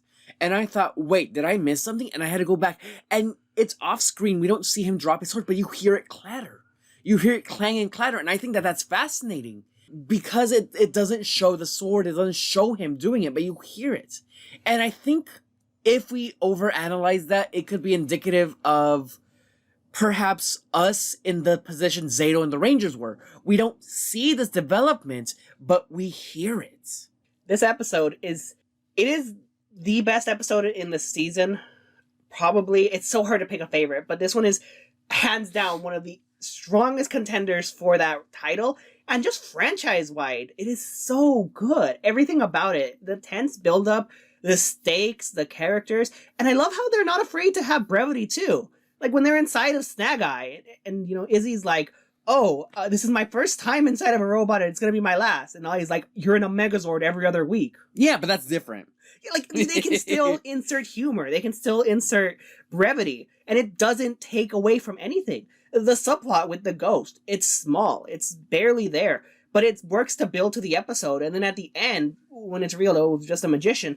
It's a nice little way to end things on a cool level. It's a nice de-escalation of the episode as things have been building. It's natural. Absolutely agree. When Zato morphs into What is it called? Red Dino Fury mode, or what is it called? Dino Knight? Dino Knight. It's the Dino Knight morpher, so Dino Fury, Dino Knight. Wow, that's a mouthful. That's weird. The way it morphs, the way the armor pieces show up, and then the fiery flame aura effect, and they go into him, and it swirls.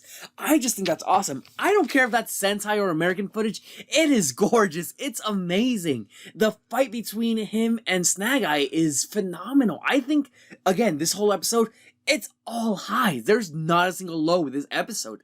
And that's why I think, it probably is the episode for Dino Fury. Maybe the franchise as a whole, I'd say. There was just one thing that I wish this episode had done that it didn't do, is, once again, Ion.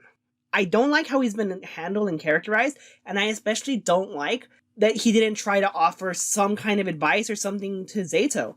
Because if Zato's going to listen to anyone where he's in this state of anger and rage and just, not wanting to pay attention to Void Knight, if there's anyone whose words he's going to trust, it's Solon and Ion. And I kind of wish they had capitalized more on that. Have Ion be the one who's trying to work with Void Knight or trying to understand Void Knight's perspective. I find it a little odd that Javi is the one who decides to work with him and that Javi's the last one standing. I don't really think that there's a character connection there. It's cool, and it's a nice moment for Javi, and I like Javi as a character, so I'll take it. But I feel writing and story-wise, Ion being in that role would have worked so much better just because of the unique dynamic Ion and Zato have as knights. If they're not going to capitalize on them having been allies and friends and comrades in arms in the past, why even bother having that be a plot point? There's no shared history, no shared connection, no reminiscing on the past, no nostalgia the way it should be done with both of them. I hope this is corrected in the second half, because if this continues, I think Ion is going to be the weakest Sixth Ranger ever. You really gonna put him under Orion? Knowing me, yes. I dislike wasted potential more than something bad. Something disappointing is always worse than something bad. And so far, in these 11 episodes, Ion has been disappointing compared to where he's been before. And to continue the anti-Ion train, we go into episode 10, Losers Weepers, where Ion is probably at his worst. I think that Ion going on the shopping spree, spending money, being happy, and feeling good, and then the attendee, or whatever you call it, the lady working at the store tells him, "You look good in that, sir." And suddenly he goes from so happy to so sad, and I'm like, bro, what? Do you not want me spoken to? Why are you so sad, dude? Mm-hmm. It does not make sense to me that he goes from this shopping montage and being, feeling good and looking good to suddenly, I am empty. My soul is empty. Retail therapy is not real. I don't buy that. Okay, but Ion got drip, though. And I will say, the one redeeming factor of this is Pop-Pop comes back, y'all! I actually genuinely miss Pop-Pop. When he showed up, I got so happy, because they'd mentioned him a few times already. I'm like, hey, yo, when's this man gonna show up? We need this man. Where is he? It's an odd episode all around, and I don't get it. I think this one also is a contender for the weakest episode of the season, especially because it doesn't have Void Knight to carry it. Oh, definitely agree. Again, and it doesn't have Rathcon to carry it either. Exactly. So I think this is definitely the hardest episode. You could argue, quote, filler. I don't think entirely, because it sets up for Void King next episode, but to each their own. If that's enough for you. I don't think season 2 has filler. I think every episode's worth watching, even the ones that are a little on the weekend, like this one. Definitely the weakest episode, just because I don't like the way they're writing Ion. This isn't something I myself can really speak on, but I've heard a lot of people say that the writing this season, and especially this episode, played into a lot of black stereotypes with Ion. And I can kind of see that argument. I would have to know specifically which stereotypes they're speaking on to be able to think, is that accurate or not? And again, I can't speak on the subject myself, but I think it's worth having a conversation of, did they inadvertently make this character into a stereotype? Again, and this goes back into the conversation we had a long time ago earlier with the ableism thing with Solon, and to where the point is, are there some kind of subconscious biases that are being thrown out there? Is it because, again, we're not saying that the writers explicitly chose to write about these stereotypes, or like we said earlier, to write specifically about maybe ableism or ageism or what have you. But if this is an unconscious thing that's happening, that's a conversation that should be had. It should be a conversation that's had about media as a whole. What media is harmful? What unconscious traits are stereotypical when they are attached to maybe a specific race, creed, religion, nationality, gender, sexual identity, etc. And that's something that should be a conversation we're having as a whole.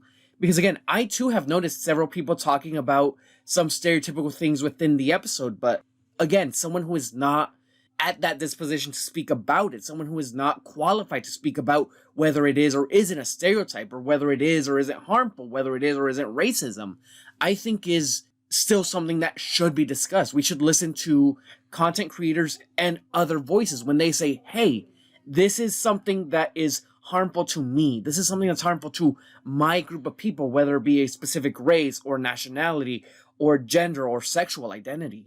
This episode definitely had a number of issues with it. If we want to say some good things about this episode, Pop. Pop is a highlight always. The other thing that I liked about it is, when Ion does have that realization that he doesn't really want these things or he doesn't need them, when he's giving them away, I love the approach that he does with it, how he goes about it. Especially, he goes up to a kid and he wants to give him a skateboard. He asks the mom first, can I give this to him? Yeah, and I think that's wonderful because in any other show, it would have been easy to tell the kid, hey kid, you want this? Gee, thanks, mister. And then they go away. In this case, like we said, Ion asked the mother for permission. Hey, can I give this to your son? And I think that that's awesome because it sets the precedent of, if you are talking to a child with a parent, get the parent's permission first. Yeah. And I think that that's a very understated thing that people should talk about more. And I think that that's awesome. And then the other really great thing about this episode is the Ultrazord. In order to defeat Void Queen's latest plot, they have to form the Ultrazord. And we know Zato has a lot of trauma behind this thing. It's what caused his last team to basically die. It's what caused the destruction of everything. And so for him to have to confront that trauma and be like, we can do it. Let's go, team.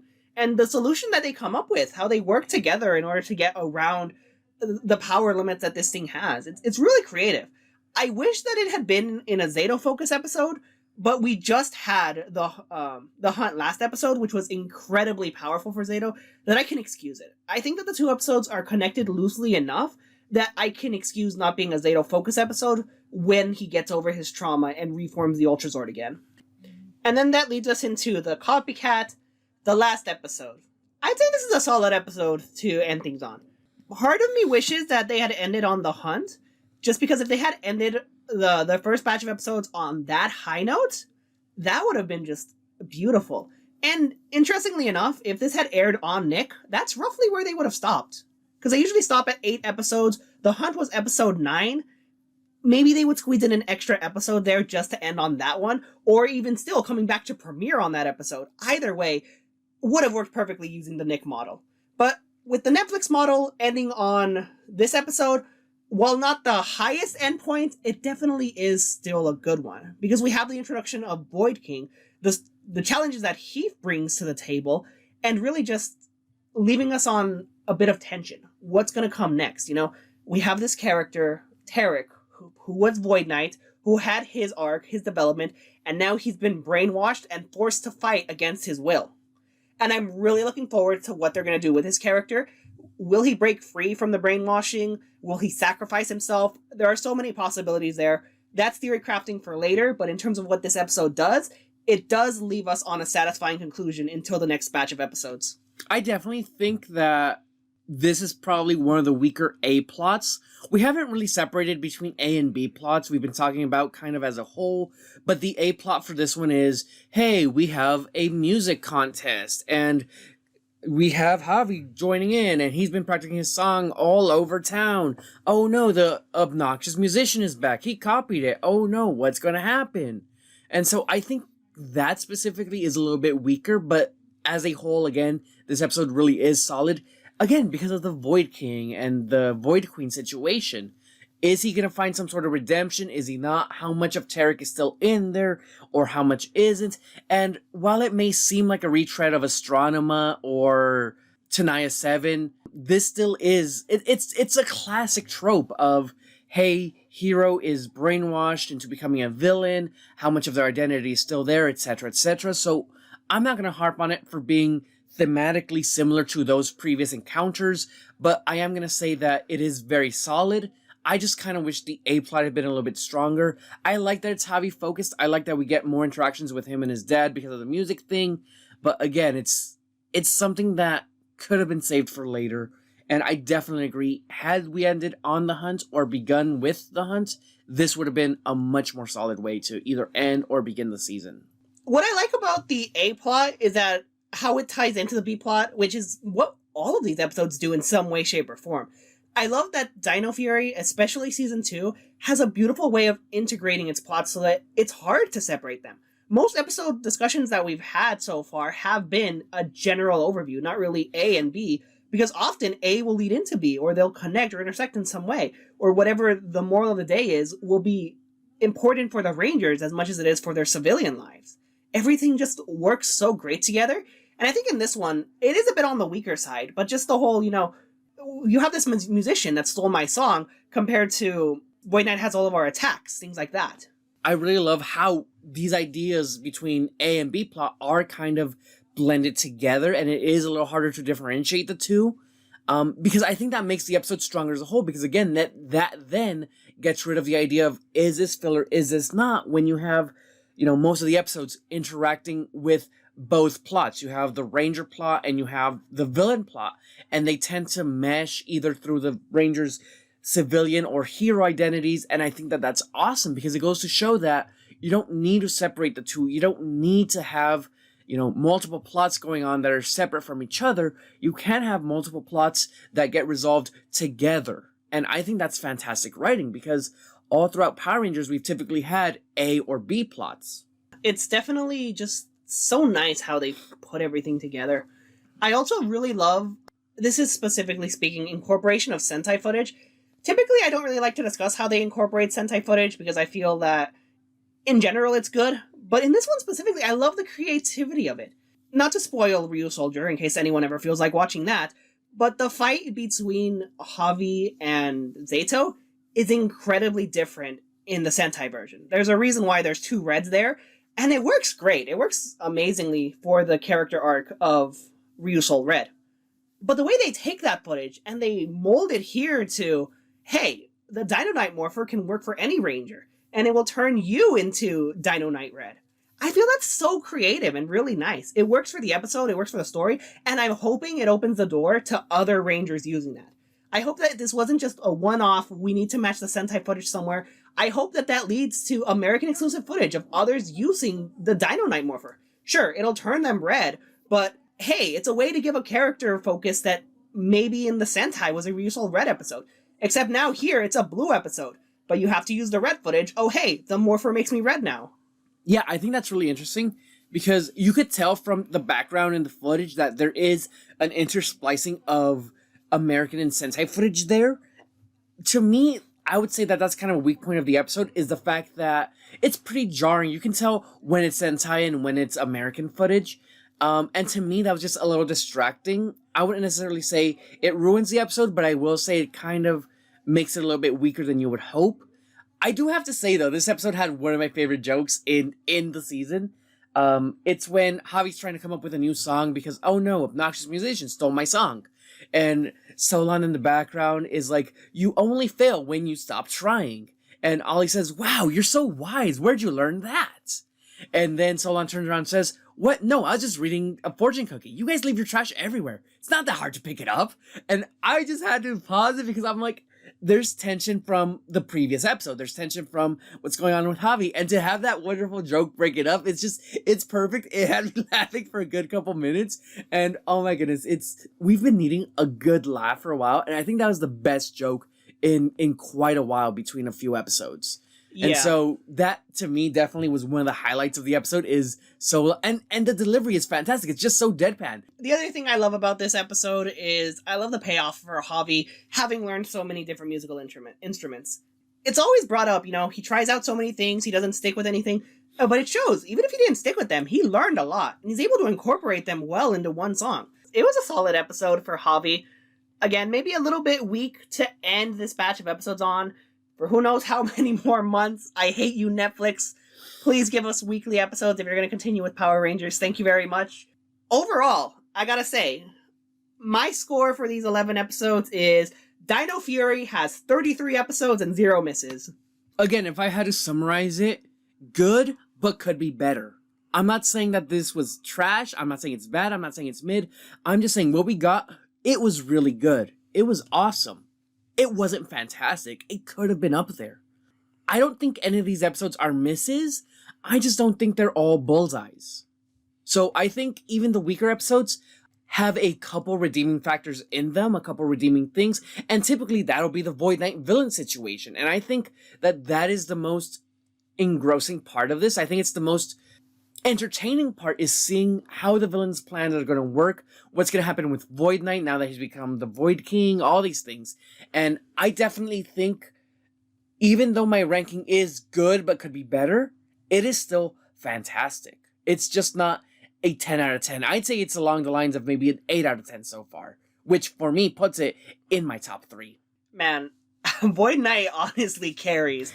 One of these days, I'm gonna meme it up. Friendship ended with Rancic. Void Knight is my new best friend. Because, depending on how this second batch of episodes go, depending on how his character's wrapped up, his backstory is revealed, everything with that's gonna be the make it or break it. But I can feel it coming, man. They don't fumble at the end, and I don't expect them to fumble at the end with the next 11 episodes. God, Void Knight, though. Okay, actually, let's listen to characters to wrap this up, because we've been here for over 2 hours. Have we really? Yeah, but I'm gonna not edit this because I'm lazy. Stream of consciousness, yay! Characters to wrap things up. We've already talked about the characters a lot throughout the episodes, but I guess just to very quickly summarize things, my favorite character is hard to pick because they're all great. But if I had to pick one, Void Knight. If I had to pick a Ranger... Ion? You love Ion, don't you? We don't talk about Ion. Oh god, picking a favorite Ranger is so hard, because Zato just kills it in the hunt. That performance, stand out. Nothing can match that. But then you got Javi and Izzy's arcs, and they're just so touching and heartwarming. I love Ollie. He's just charming and engaging. I love his snarkiness. He's fun. Amelia, maybe a little bit on the weaker side, but I love theory crafting with her, and she's also just engaging and positive. There are no bad characters. So asking me to pick which is my favorite Ranger is like asking me to pick which is my favorite son. You don't have a son. How dare you? I have one. He's a Hatchimal. His name's Saturn. But I can't pick a favorite Ranger, but if I had to say one that I like slightly more than the others, I would probably say Ollie is my most entertaining. Zato got the best performance. Javi and Izzy got the best arcs. That's where I split it up. See, for me, I agree. Hard agree with Void Knight. Void Knight really does carry. He is the best villain we had because he's not just a villain, he's a character. And I don't think we've had a good villain who's also a good character since... it's really hard to say. I know Mesogog is up there. Mesogog is a real great villain. I think he's awesome just because of his duality with Mercer. Sledge is entertaining. I love Heckle. Decker is really compelling. Daishi is very good. Brock and Vakar are just entertaining.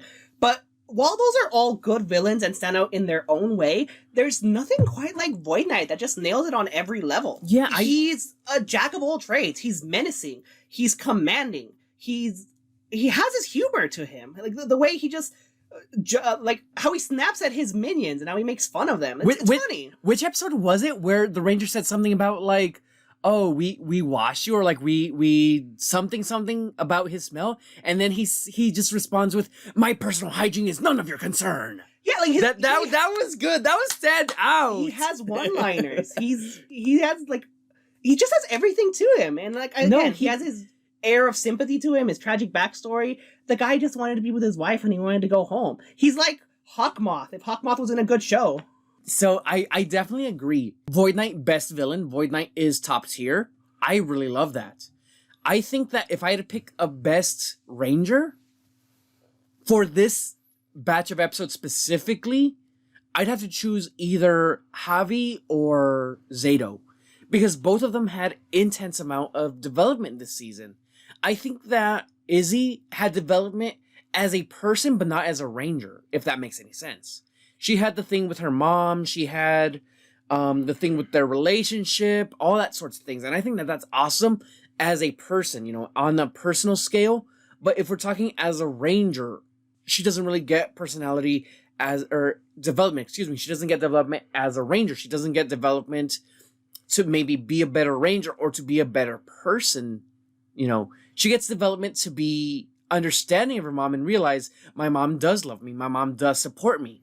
But it's not so much in the change of personality. It's not so much like Ollie, for example, who loses even more the obnoxious self-centeredness. Or it's not like Zato, who realizes, hey, people can change. So I think a best way to describe Izzy would be consistent. I mentioned my dislikes with Ollie before. I don't like how he became very pompous for the one episode, and that killed him for me. And Amelia, I would also describe as consistent. Ion, I would describe as inconsistent. Again, he feels very much like a child. He feels very juvenile. But at the same time, it feels like they're trying to do something like a fish out of water with him. But it just does not work.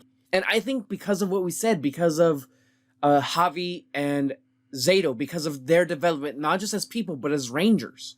Absolutely top tier. The Hunt solidified one of my favorite episodes for the season, for both seasons, actually, and maybe the franchise as a whole.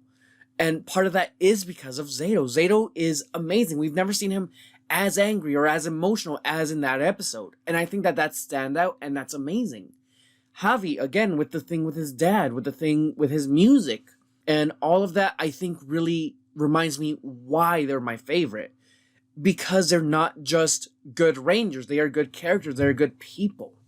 And that's why I would have to say they are my absolute MVPs for this season. Void Queen, I'm very interested to see where she goes, because she has the same brutal, no-nonsense attitude as Void Knight, but her end goals are completely different. She wants to destroy the world. She's out for revenge, doesn't care if these are the same people that cause revenge, they're the same species, it doesn't matter to her.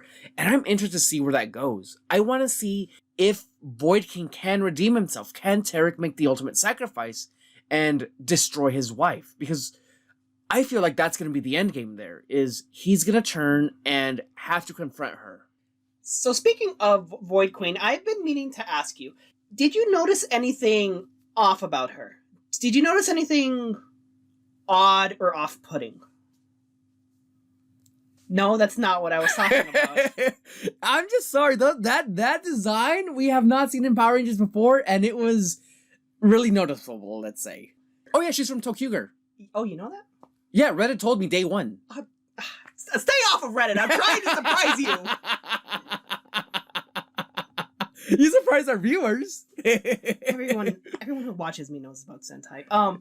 So, as someone who did not know that, or was not supposed to know that, did it seem jarring or odd, or was her inclusion more natural? Because myself, even though I knew about it, I felt she fit in very naturally.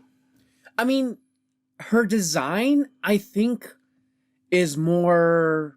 I think Victorian is the right word to use, because she has that, like, the long flowing dress. She has that type of look to her. And so, that to me just screams, like, different time, different place.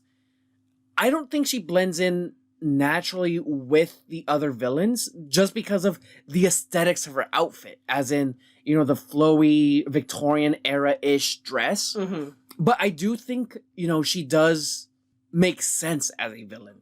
And so I didn't think she stood out. But then again, we haven't really seen her interact with the Rangers yet, so that's something we're going to have to see in the second batch.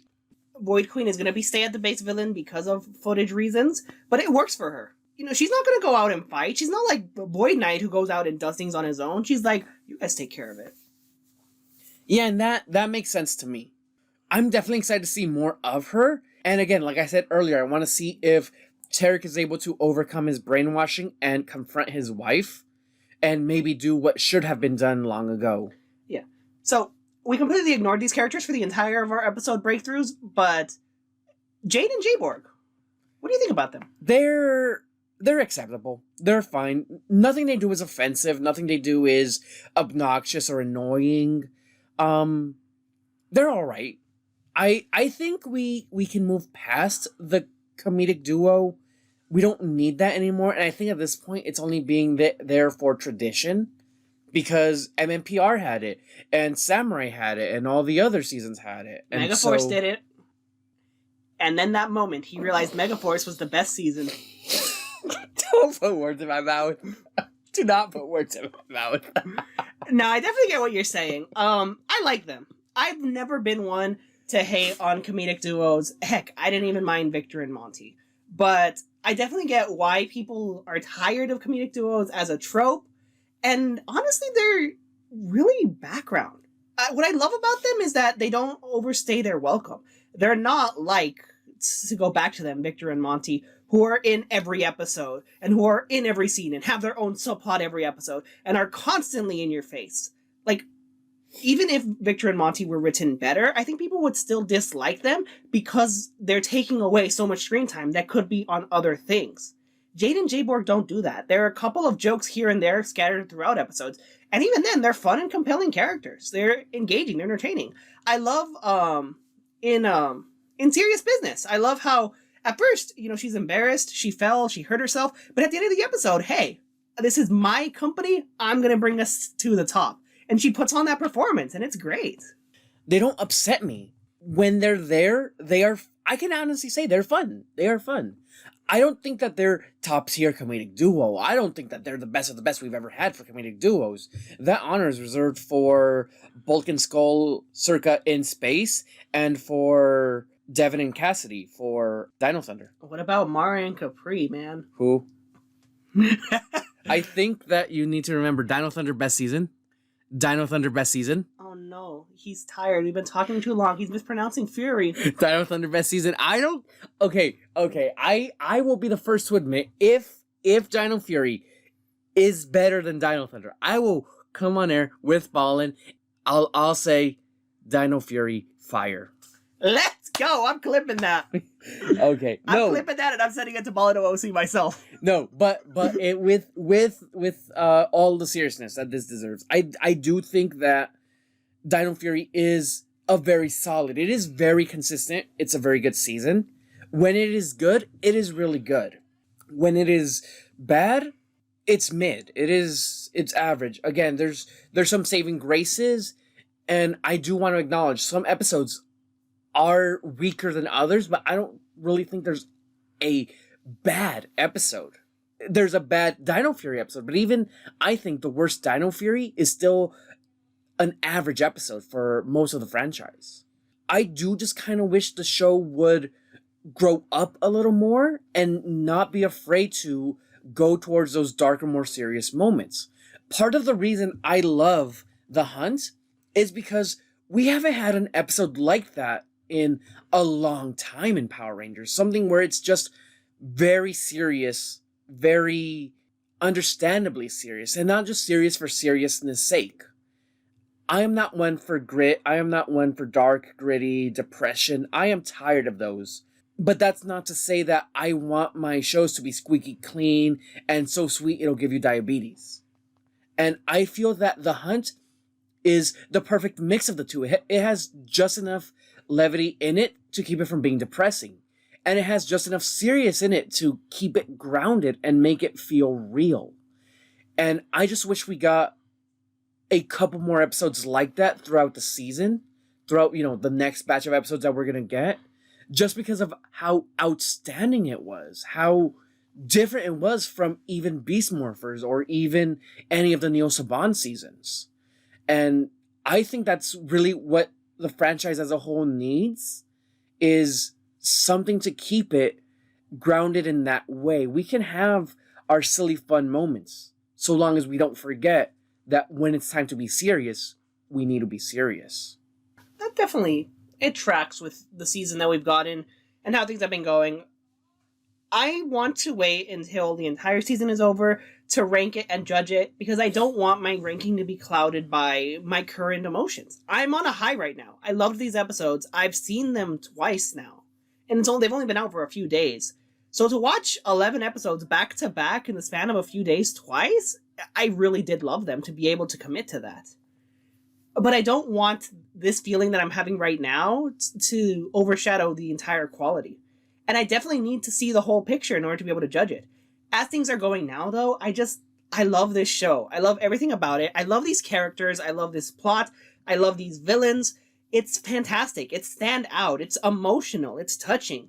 And it's the best that the franchise has been in so long. When Dino Fury Season 1 aired, when it finished, I was like, damn, that was so good. This might be a top 5 season. But now with these 11 episodes, I was like, I was wrong. Top 5 does not do this justice. This is a top 3 season. And like, let's assume something goes terribly wrong. The writers don't know how to write an ending and everything falls apart at the end. It's rushed, it's messy, it's unsatisfying. It's terrible. Let's just worst case scenario this. The ending sucks. That is not going to take away from everything that we've had previously. Yeah, it's going to affect my rating and enjoyment of it because endings are very important. But I'm not going to suddenly hate the show or decide everything that came before it is trash now. It won't rank as high as it could, but it'll still be a season that I come back to with love and enjoyment for everything it could have been leading up to a lackluster ending. And I just don't see that happening in all honesty. I have full faith in this creative team because of what they've delivered for us so far. I think Season 2, Part 2 is going to be really good. I'm so looking forward to it. The culmination of this story that they're telling in these characters. Intertwining the Wrathcon stuff with the Void Knight stuff. Because Void Knight's an alien, but it's not 100% clear if he's from Wrathcon or not. Maybe there was another planet caught in war with Wrathcon. Or maybe the Sporks went to more places than just Earth and Wrathcon. Or they could go the easy route and say Void Knight is from Wrathcon. And that's how he was able to reverse engineer the Dino Knight Morpher into his armor. We don't know. There's still so many questions, so much mystery, so much left unknown. Amelia, again, there's so much hinting she could be from Wrathcon, or that she could be the daughter of Void Knight and Centaura. We don't know. And maybe we won't get answers to those questions. Maybe, again, complete red herring just to throw us off. They're completely unrelated plots. Who knows? But at the end of the day, no matter how things go in the second half, I love these episodes, I love this show, and it's going to be one that I come back to in the future. Definitely hard agree right now. I have it set up as about an 8 out of 10, and that for me is a solid number 4. My top 3, if we go as objective as possible, would go Time Force, Dino Thunder, and SPD. He almost said Fury. I'm getting to him. I did. I'm getting to him. We've been saying Fury a lot. I'm gonna win. Dino Fury over Dino Thunder. I'm feeling it. No. I'm feeling it. Well, maybe. I don't know yet. It all depends on this ending. And if the show stays as consistent as it is, this might very well become my new top 3. Maybe the new 1.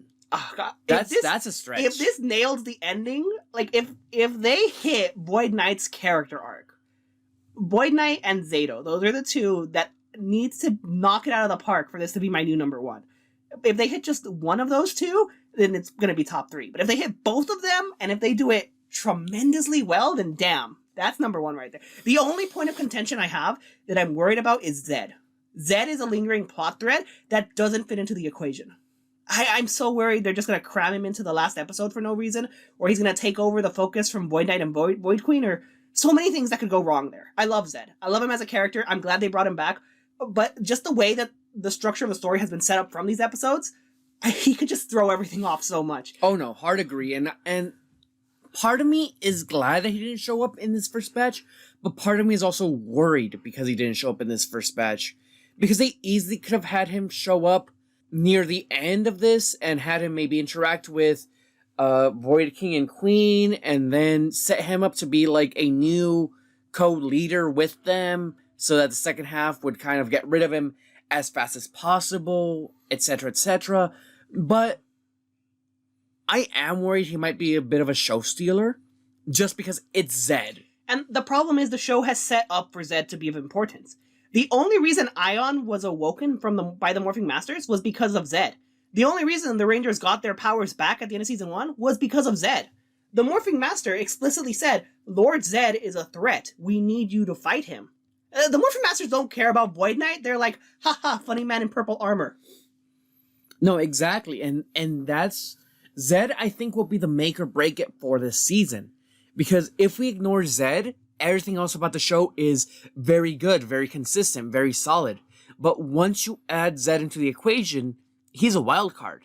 He could either make this an even better season, or he could drag it down into mediocrity just because of a failed execution. Yeah, it's all about how they make it work into their story.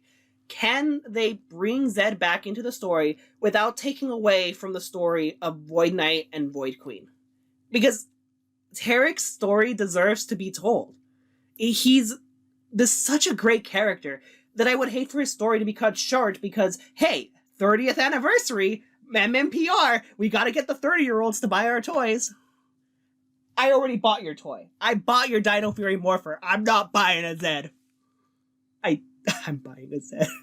They made the helmet, and I'm like... They made the helmets? Zed's helmet, yeah. When? When was this? I hadn't seen it. It's a while back. It's actually a pretty big size. Like, it fits adults. Oh, no! We fell into their trap! We fell into their trap! No! No! And then I bet you they're gonna make the staff when he actually shows up in the show. Oh, God, if they make the staff, I'm just gonna, like, delete this video. I never complained about Zed. But... to wrap things up, I love this. I love these episodes. I love this season. I love this show. Dino Fury, 33 episodes, 0 misses. Soon to be 44 episodes, 0 misses. Definitely hard agree. It is a good show. Very solid. I just wish it was better. I just wish that the little bits that they could have done better, they did better. There are some things that have a lot of potential that they're not using to their fullest, and that's a little disappointing.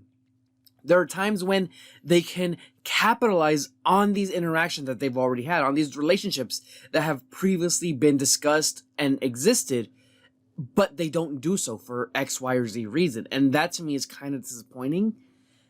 And I want the rest of the show to capitalize on these moments they have.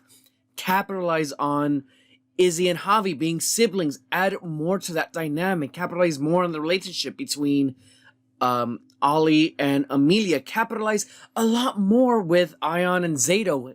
Have them actually have a reason to talk to each other alone. Mm-hmm. Make them be friends. Make them reminisce on old times. Make them wish, hey, Rafcon this, Rafcon that. Even if it's just for an episode. The closest we got so far was in episode 3 when Zato's gonna go explore the cluster of 3 suns and he finds the transmitter. When he's gonna go, Ion wants to go with him, but Zato says, no, you gotta stay here, hold down the fort, etc., etc. I'm gonna go there. And when he leaves, Ion yells out, hey, don't go lava surfing without me. And it'd be more fun if we got more interactions like that, more little references here and there. Talk about their friends, their former Rangers. Talk about maybe they had a mentor, maybe they had a master or a teacher or someone to keep them in line. Maybe talk about, we used to disagree on this, but you were right. 65 million years ago, we should have done maneuver XYZ instead of ABC. We'll do it your way this time. Some kind of lore, some kind of background, some kind of history that they've shared.